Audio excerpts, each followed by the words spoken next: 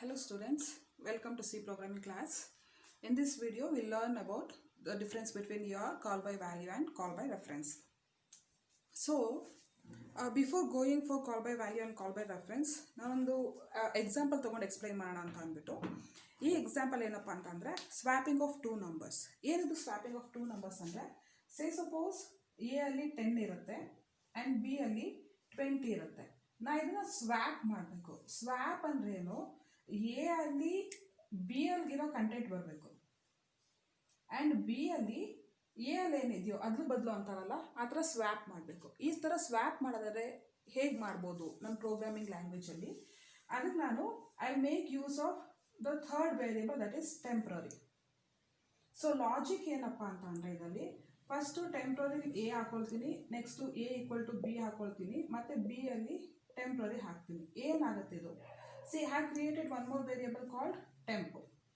ಆ temporary variable ನಾನು ಏನು ಹಾಕ್ತಾ ಇದ್ದೀನಿ, ಈಗ ಎ ಅಲ್ಲಿ ಏನಿದೆಯೋ ಅದನ್ನು ಹಾಕ್ತಾ ಇದ್ದೀನಿ, ದಟ್ ಈಸ್ 10 ಹಾಕ್ಕೊಂಡೆ. ನೆಕ್ಸ್ಟು ಬಿ ಅಲ್ಲಿ ಏನಿದೆ ಅದನ್ನು ತೊಗೊಂಡೋಗಿ ಎಗೆ ಅಸೈನ್ ಮಾಡಬೇಕು. ಸೊ ಎಗೆ ಏನಾಗುತ್ತೆ 20 ಆಯಿತು. ನೆಕ್ಸ್ಟು ಟೆಂಪಲ್ ಏನಿದೆ ಅದನ್ನು ತೊಗೊಂಡೋಗಿ ಬಿ ಹಾಕಬೇಕು. ಟೆಂಪಲ್ ಏನಿದೆ 10, ಅದನ್ನು ತೊಗೊಂಡೋಗಿ ನಾನು ಎಲ್ಲ ಹಾಕಬೇಕು, ಬಿ ಅಲ್ಲಿ ಹಾಕಬೇಕು. ಸೊ 2 ನಂಬರ್ಸ್ ಸ್ವ್ಯಾಪ್ ಆಯಿತಾ ಈಗ. That is what I expect ಅಲ್ವಾ.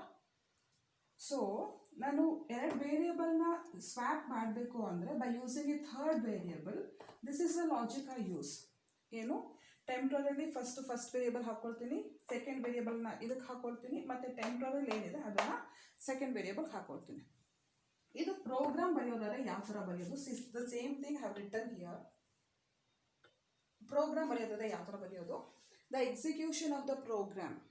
ಇಲ್ಲಿ ಒಂದು ಫಂಕ್ಷನ್ ಬರೆದಿದ್ದೀನಿ ವಾಯ್ಡ್ ಸ್ವ್ಯಾಪ್ ಅಂತ, ಅಲ್ಲಿ ಎ ಮತ್ತು ಬಿ ಪಾಸ್ ಮಾಡ್ತಾ ಇದ್ದೀನಿ. ಟೆಂಪ್ರರಿ ವೇರಿಯೇಬಲ್ಗೆ ಫಸ್ಟು ಎ ಹಾಕ್ತೀನಿ, ಬಿ ಇರೋದನ್ನ ಎ ಅಲ್ಲಿ ಹಾಕ್ತಾ ಇದ್ದೀನಿ, ನೆಕ್ಸ್ಟು ಟೆಂಪಲ್ ಇರೋದನ್ನ ಬಿ ಅಲ್ಲಿ ಹಾಕ್ತೀನಿ. The same thing have written here. ಇಲ್ಲಿ 4 ಲೈನ್ ಎಂತಕ್ಕಪ್ಪ ಇದೆ ಅಂದರೆ ಎನ ಈ ಟೆಂಪ್ರರಿ ವೇರಿಯೇಬಲ್ನ ಕ್ರಿಯೇಟ್ ಮಾಡ್ಕೊಳ್ತಾ ಇದ್ದೀನಿ, ಅದಕ್ಕೋಸ್ಕರ ಇದು 4 ಲೈನ್ ಇದೆ.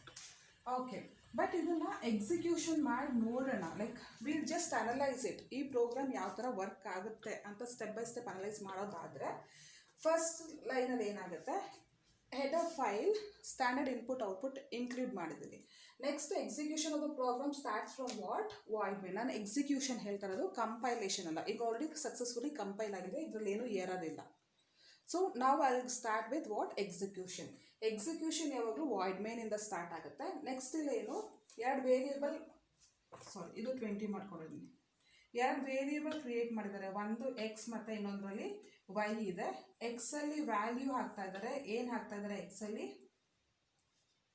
ವೇಟ್ ಅ ಮಿನಿಟ್, ಎಕ್ಸಲ್ಲಿ 10 ಇದೆ ಮತ್ತು ವೈಯಲ್ಲಿ 20 ಇದೆ. ಎಕ್ಸಲ್ಲಿ 10 ಇದೆ, ವೈಯಲ್ಲಿ 20 ಇದೆ.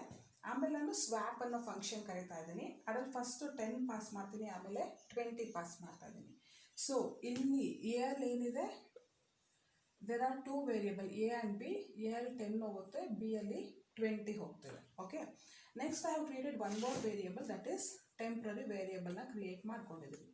ಎ ಅಲ್ಲಿರೋದ ಟೆಂಪ್ರರಿಗೆ ಹಾಕ್ತಾ ಇದ್ದೀನಿ, that is 10 will come here, this 20 will go to A and ಟೆಂಪ್ರರಿಲಿರೋದು ಬಿ ಅಲ್ಲಿ ಬಂದಿದೆ. ಓಕೆ, ಇದಾದಮೇಲೆ ಇಲ್ಲಿಗೆ ಬರ್ತೀನಿ. ನಾನು global and local variable explain ಮಾಡ್ಬೇಕಾದ್ರೆ ಹೇಳಿದ್ದೆ, A B temporary they belong to this function only.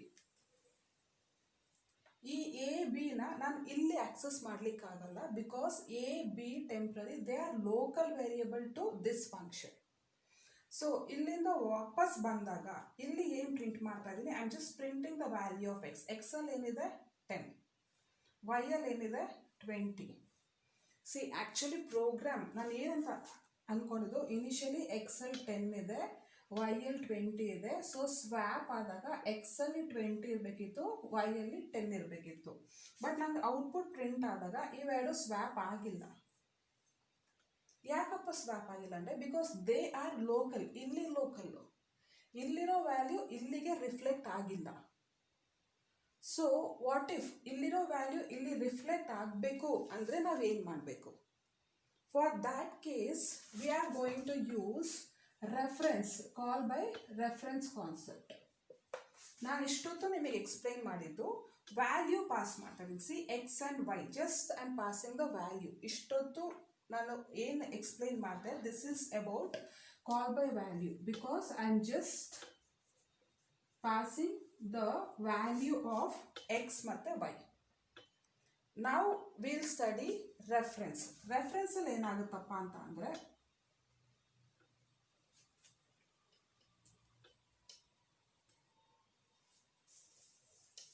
Okay, ರೆಫರೆನ್ಸಲ್ಲಿ ಏನಾಗುತ್ತೆ ಅನ್ನೋದಾದರೆ, ನಾನು ಇಲ್ಲಿ ಏನು ಮಾಡ್ತೀನಿ, ಎಕ್ಸ್ ವೈ ಪಾಸ್ ಮಾಡಲ್ಲ. I will be passing the address of x and the address of y. And ಇಲ್ಲಿ ಪಾಯಿಂಟರ್ಸ್ ಯೂಸ್ ಮಾಡ್ತೀವಿ.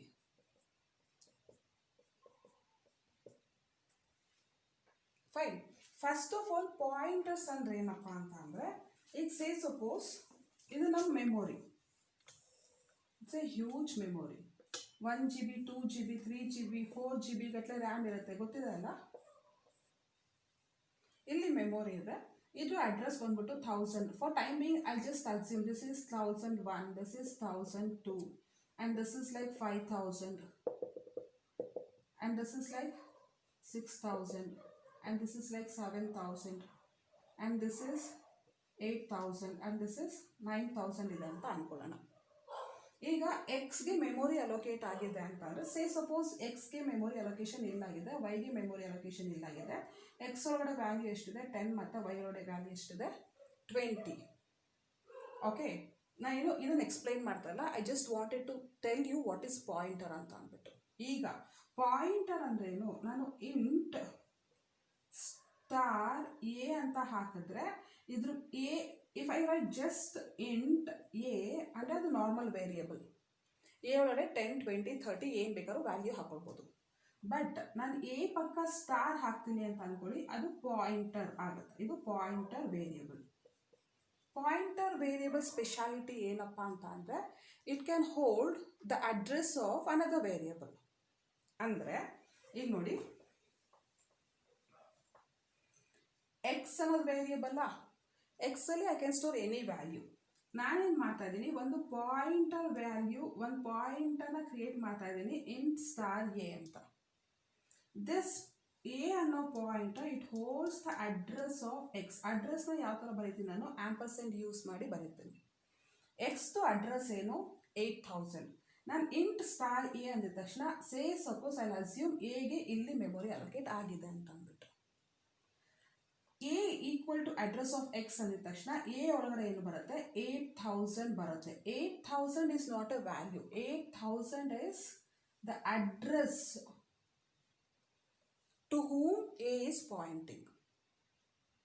ಈಗ ನಾನು ಎ ಒಳಗಡೆ ಇರೋ 10 ಆಕ್ಸಸ್ ಮಾಡಬೇಕು ಅಂದರೆ ನಾನೇನು ಯೂಸ್ ಮಾಡಬೇಕು, ಸ್ಟಾರ್ ಎ ಅಂತ ಯೂಸ್ ಮಾಡಬೇಕು. ನಾನು ಸ್ಟಾರ್ ಎ ಈಕ್ವಲ್ ಟು 20